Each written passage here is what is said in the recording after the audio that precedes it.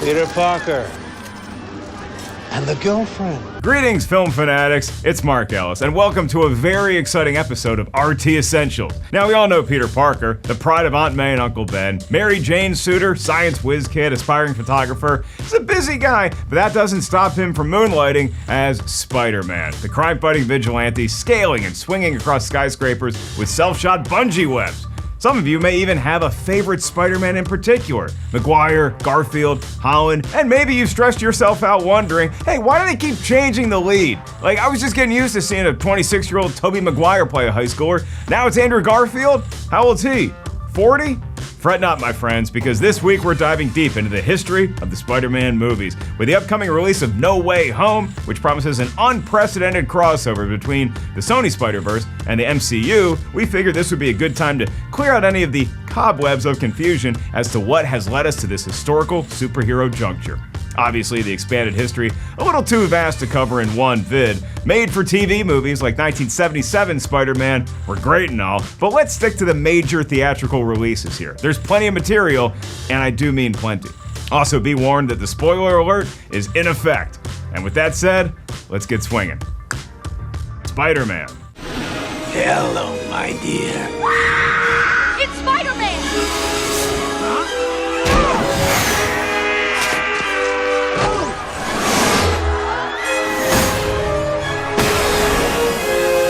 Welcome to the era of director Sam Raimi and lead actor Tobey Maguire. In the first of what became a successful trilogy, Peter Parker is bitten by a genetically altered spider, gains superhuman powers, and vows to use these new abilities to fight crime.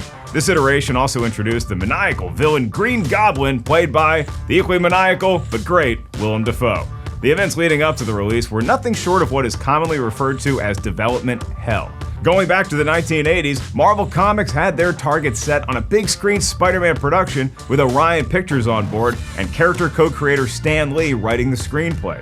Due to budgetary disputes, this never happened. So the film rights were acquired by the Cannon Group, and in 1985, after several script variations, things were looking super. That is until Superman 4, The Quest for Peace bombed, so the Cannon Group cut their Spider-Man budget to a strict $7 million. Which even for that time wasn't a heroic figure. Producer Menahem Golan then left the Cannon Group and became CEO of the 21st Century Film Corporation, where he extended his option on Spider-Man and sold the theatrical rights to Carolco Pictures. Everybody still with me? Good. Tally-ho.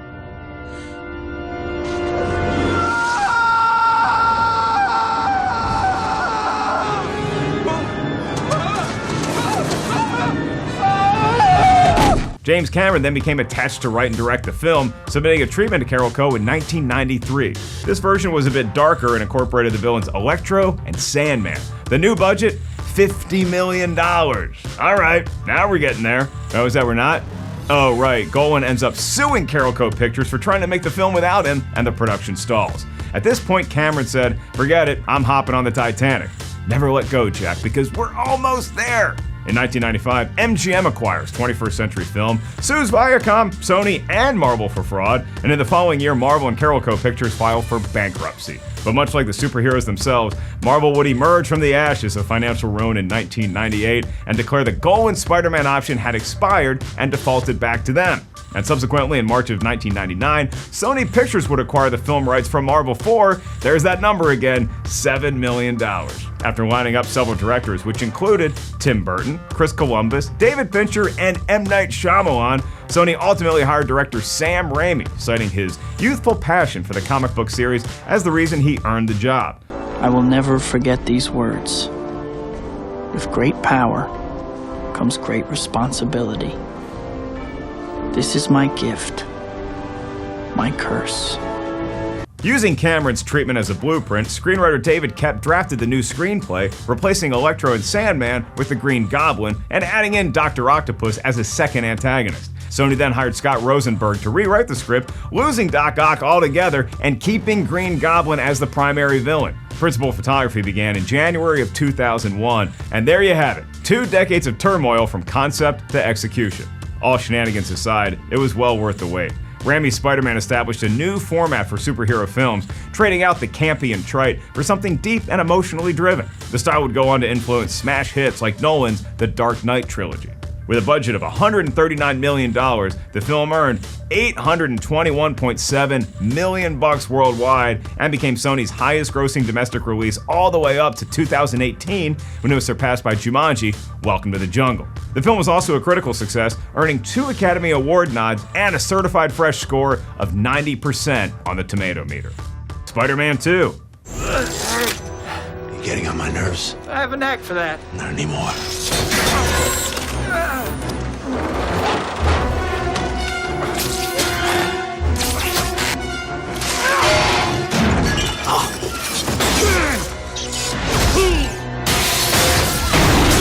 Sony and Raimi strike back again with a sequel that picks up 2 years after the first Spider-Man.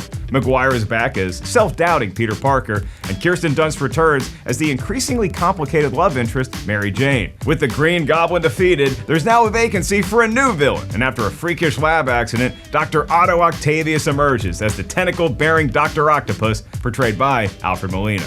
Raimi drew inspiration from the Marvel comic book version of Dr. Octopus, also known as Doc Ock, which debuted in 1964 and used storyline elements from 1967's Spider-Man No More. It's worth noting that Doc Ock is also the founder of the Sinister Six, a supervillain team that shares the common goal of crushing Spider-Man.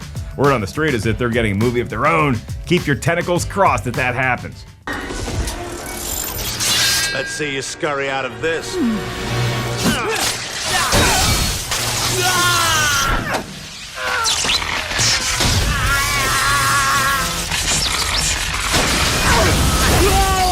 Molina's portrayal of Doc Ock earned him legendary villain status, with the LA Times stating that Doc Ock grabs the film with his quartet of sinisterly serpentine mechanical arms and refuses to let go. Wait a minute, quartet? Shouldn't he have 8 legs? I don't know, math is hard. Regardless, Doc Ock has been spotted in the No Way Home trailers, with Molina reprising the role, which we're obviously all very enthused about. Spider-Man 2 was a mega hit, grossing $788.6 million worldwide and taking home the Oscar for Best Visual Effects. But its legacy far surpasses any quantifiable success. Many Marvel enthusiasts consider this the gold standard for superhero flicks, partially due to Raimi's history as a hard director for films like Evil Dead, which adds a certain gravitas previously unseen in the genre. Weave in an outstanding cast, a captivating script, state-of-the-art special effects, and you've got yourself a top contender for the greatest live-action Spider-Man film to date. Spider-Man 3.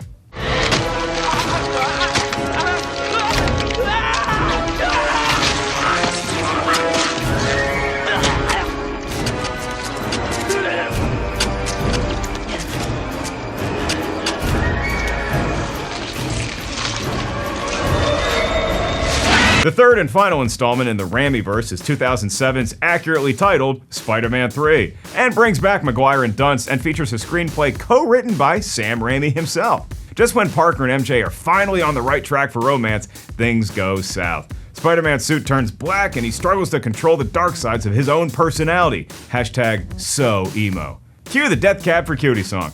Also, the rise of 2 supervillains, Sandman and Venom, don't exactly make that situation any easier. Spider-Man 3 already had its release date set by the time the previous film hit theaters, and screenwriter Alvin Sargent, who penned Spider-Man 2, had signed on to co-write the script. Raimi helped develop the treatment, pushing to use Sandman as a primary antagonist and giving him more crucial background than the character had seen in the comics. Flint Marko. What do you want from me? Remember Ben Parker? The old man you shot down in cold blood? What does it matter to you anyway? Everything! Producer and founder of Marvel Studios, Avi Arad, then convinced the director to bring Venom into the mix, citing that he felt Raimi was making biased decisions about which villains to include in the series. Avi also added supporting character Gwen Stacy, using her as a rival love interest to MJ. So just to recap, deep breath here. We have Spider-Man fighting for MJ's love while he's also fighting himself and battling Sandman and Venom and dealing with the temptations of Gwen Stacy. And oh, we forgot to mention quarreling with the Green Goblin's son, who is seeking revenge for his father's death in a new persona known as the New Goblin. Didn't Molina's Doc Ock prove that a film only needs one strong antagonist to get the job done? Despite the film earning a domestic gross of $336.5 million, it had the worst critical reception in the series. And although Raimi had signed on to direct a fourth and fifth film, he felt he couldn't reach the demanding deadlines while upholding the quality. And so, this chapter of Spider-Man had concluded. The Amazing Spider-Man. Just let me go. Is that a knife? Is that a real knife? Yes, it's a real knife. My weakness, it's small knives. Just let me go. Anything but knives! Oh, it's so simple. That was cool, man. What the hell is this? Webbing that I developed myself. I don't think you really want to know. Come right on. now. And now we officially enter the Mark Webb-verse. Yeah, the director's name is actually Mark Webb. Jumping off of The Amazing Spider-Man, which was released 5 years after Spider-Man 3, we said goodbye to Maguire and hello to Andrew Garfield as our leading man. Columbia Pictures, aka Sony, and Marvel Studios decided to reboot the series, and rather than pick up where Raimi left off, bring in a new cast and crew and start from scratch. Producers Avi Arad, Matt Tolmec, and Laura Ziskin wanted a director that could redefine Peter Parker and capture the true essence of the story, which they felt should be about a boy becoming a man. Webb had found success with his directorial debut 500 Days of Summer and felt this was an opportunity he couldn't pass up.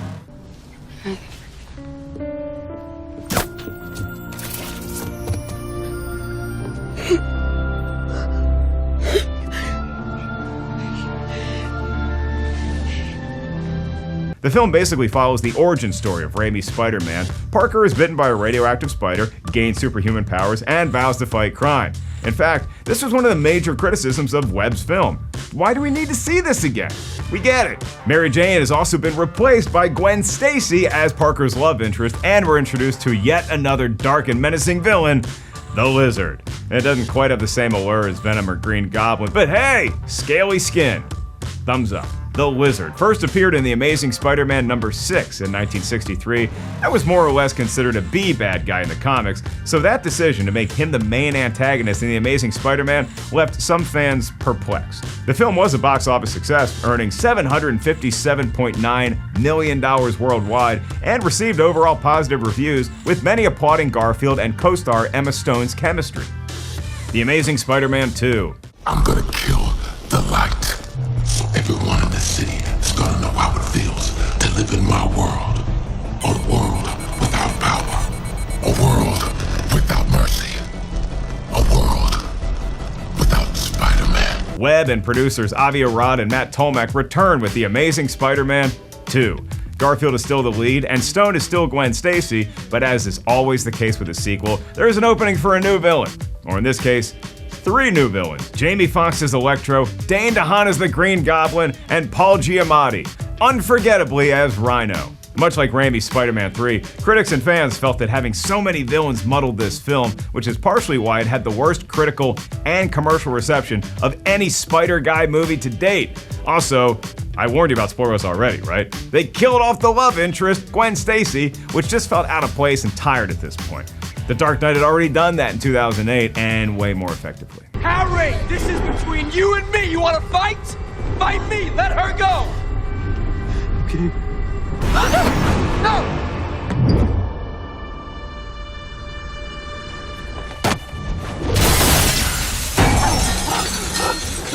You okay? At the time this film was released, 2014, Marvel Studios had already established the Marvel Cinematic Universe and had been cranking out hit after hit after hit. As Spider-Man had been on a steady decline since 2007, Marvel had released Iron Man, The Incredible Hulk, Iron Man 2, Captain America the First Avenger, The Avengers, Iron Man 3, Thor the Dark World, and Captain America the Winter Soldier, and had also been acquired by Disney in a $4 billion deal. And all of this in the span of a few years. The pressure was on for Sony, and The Amazing Spider-Man 2 just didn't cut it. Things were looking bleak for Spidey, but hope was on the horizon. No, not for you, Rhino. You can stay put. Captain America: Civil War. All right, I've run out of patience. On to ruse!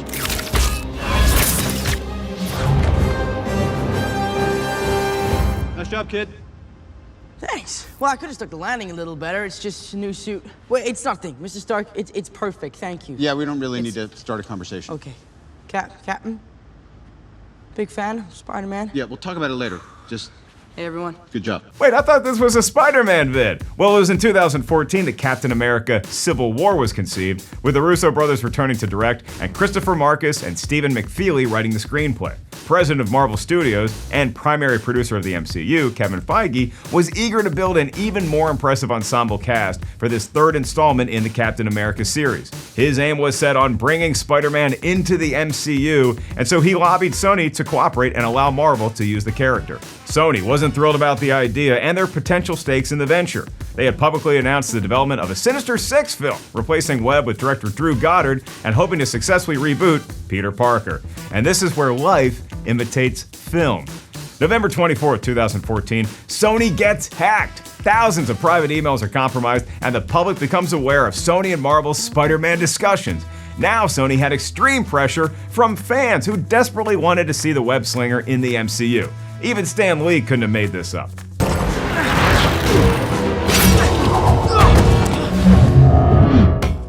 That thing does not obey the laws of physics at all. Look, kid, there's a lot going on here that you don't understand. Stark said you'd say that. Wow. A revolutionary deal was announced in 2015, with a new Spider-Man debuting in Civil War released by Disney, and then that same Spider-Man starring in a new standalone movie released by Sony and produced by Marvel in 2017. The deal was simple. Each studio fully invests and keeps most of the profits from their respective features. Tom Holland lands the part, and production for a Captain America film that features Spider-Man gets underway. Spider-Man: Homecoming. Hey, I need information. You can give it to me now. Alright, chill. Come on! What happened to your voice? What do you mean, what happened to my voice? I heard you by the bridge. I know what a girl sound like. I'm not a girl. I'm a boy. I mean, I'm a man. I don't care what she was. Boy, girl. I'm not a girl. I'm a man. Which all leads us to 2017's Spider-Man: Homecoming, co-produced by Columbia Pictures and Marvel Studios and distributed by Sony Pictures. The film stars Tom Holland, Michael Keaton, Jon Favreau, Gwyneth Paltrow, Zendaya, and Donald Glover, and it's directed by John Watts. Unlike the Raimi and Webb versions, Homecoming uses a different origin story for Holland's Peter Parker. Yes, there's a mention of tragic events that we assume is Uncle Ben related, but Parker already fighting crime in this film and working alongside the Avengers, specifically Tony Stark, aka Iron Man. Holland was a teenager in real life, which makes his high school antics a little more believable than, say, Maguire's or Garfield's. Hey, Karen, what else can this suit do? What? Maybe we should run that refresher course. Ricochet web. Ricochet web. Cool. Spider web. Web grenade. Web grenade! Not to be confused with Birdman or Batman, Michael Keaton is the Vulture, an everyday criminal who is contending with superpowered crime fighters, which humanizes the character and adds a particular profundity in a role that could have easily been overblown. There's also a post-credit scene, as there always is, where Vulture meets Mac Gargan, aka the Scorpion. Both Vulture and the Scorpion are part of the Sinister Six, which could mean a possible appearance in No Way Home. More on that later. Homecoming was commercially triumphant, earning $880.2 million worldwide, and critics and audiences alike praised Tom Holland's performance. Spider-Man was back. Spider-Man Into the Spider-Verse. Never seen anything like this. What are you doing? I'm just taking the whole thing. And obviously you've been glitching. Glitching? No. Why would you even say that? You stay in this dimension too long, your body's gonna disintegrate. Do you know how painful that would be, Peter Parker? I don't know. You can't imagine. Sony Pictures Animation then brings the groundbreaking computer-animated Spider-Man Into the Spider-Verse. This film had no connection to the Holland MCU Spider-Man. In fact, this is a completely different Spider-Man altogether. Into the Spider-Verse follows teenage protagonist Miles Morales, an alternative to Parker, who is created by writer Brian Michael Bendis and artist Sarah Pichelli. Morales teams up with 5 other spider-powered individuals from various dimensions, and together they fight to save the universe. Phil Lord and Rodney Rothman were given complete creative freedom thanks to their wildly successful direction and writing of the Lego Movie in 2014. I look forward to working with you. yeah, me too, I guess. But I don't approve of your methods, but we're just gonna have to agree to disagree. Thank you for your bravery tonight. I love you. Wait, what? The film stars Shameik Moore, Jake Johnson, Haley Steinfeld, Mahershala Ali, Brian Tyree Henry, Nicolas Cage, Liev Schreiber, and many others. Critics and audiences went berserk over this one, the good kind of berserk.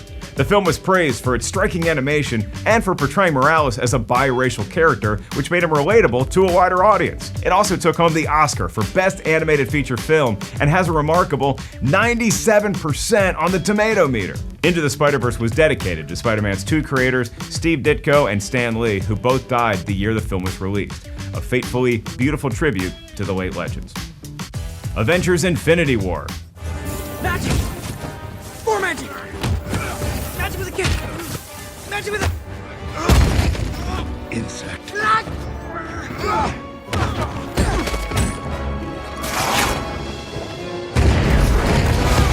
At this point, we're deep into Marvel's Phase 3 with Avengers: Infinity War. This marks the 19th film in the MCU and the third Avengers film following the Age of Ultron. The Russo brothers once again direct, Marcus and McFeely once again write the script, and Kevin Feige produces, as he always does. Infinity War? More like Infinity Cast, am I right? Anyone? Look, I'm not going to list everybody in Infinity War for time's sake, but I will point out Tom Holland's Spider-Man joins Iron Man, Doctor Strange, Star-Lord, Drax the Destroyer, and Mantis to combat the supervillain Thanos on the planet Titan. Okay, I'm refreshing the spoiler alert now because even though you've probably already seen this, considering it's the fourth highest grossing film of all time, Parker falls victim to the blimp. Yeah, the blip when Thanos snaps his fingers and you remember that? Half the population disappears. Tony Stark takes Parker's death deeply personal as he had become a mentor to the young hero. It's a lot of suffering. This loss lights a fire in Iron Man and sets up his motivations in Endgame and Marvel's Phase 4 and 5, which further solidified Spider-Man's significance in the MCU. Avengers: Endgame. Hey, Queens. Heads up.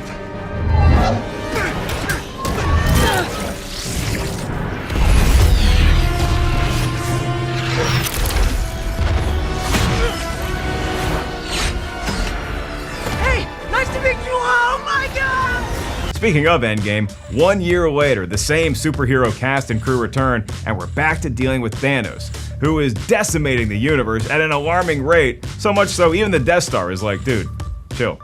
The Avengers must assemble once more and try to undo some of this destruction, though the previous film had left things seemingly irreparable. All this sets up the epic return of Spider-Man towards the end of the film, just in time to help the Avengers take down Thanos. And in a tragic snap of fate, Tony Stark sacrifices himself, killing the supervillain, but meeting his own demise in the process. Holy cow, you will not believe what's been going on. Do you remember when we were in space?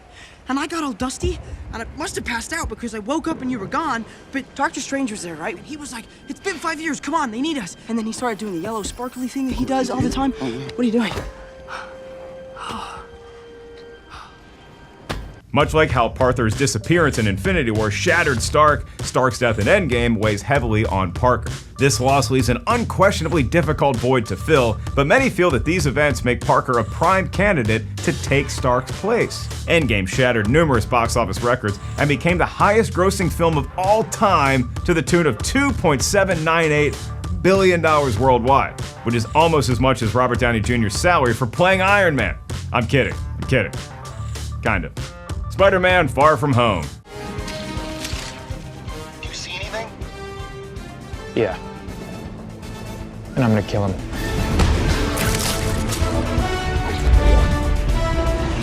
I hope this works!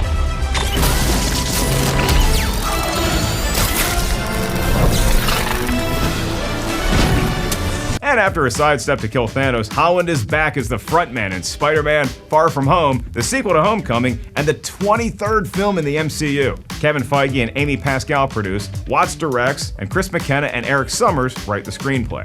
The film stars Samuel L. Jackson as Nick Fury and Jake Gyllenhaal as Mysterio, who team up with Spider-Man to battle 4 massive elemental creatures, each representing Earth, Air, Water, and Fire, not to be confused with the protagonists, Earth, Wind, and Fire.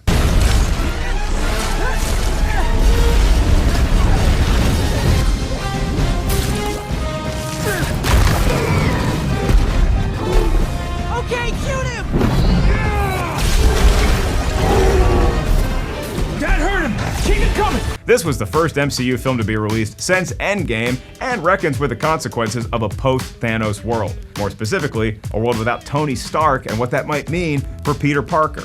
A lot of this is open to interpretation, but the parallels between Stark revealing himself as Iron Man in Iron Man 3 and Parker having his identity revealed in Far From Home are undeniable. This means that Parker could have a similar story arc and future significance to Stark's position in the Avengers films. Far From Home is the highest grossing Sony Pictures movie ever and the first Spider-Man flick to pass the $1 billion mark. Venom, Let There Be Carnage. Do you know how lucky you are that I chose you? You chose me?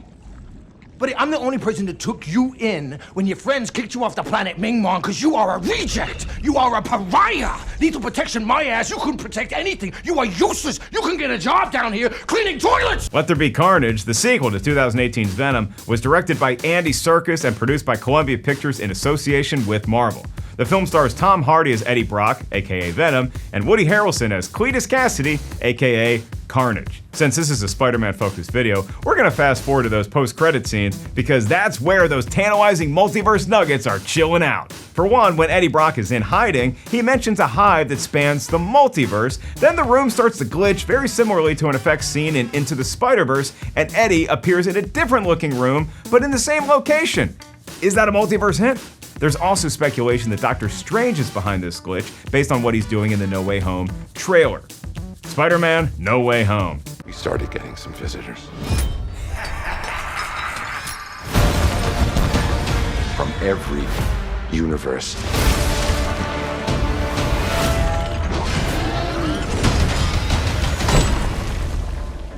Hello, Peter. Which takes us to the final puzzle piece. Spider-Man No Way Home is set to release in theaters on December 17th, 2021.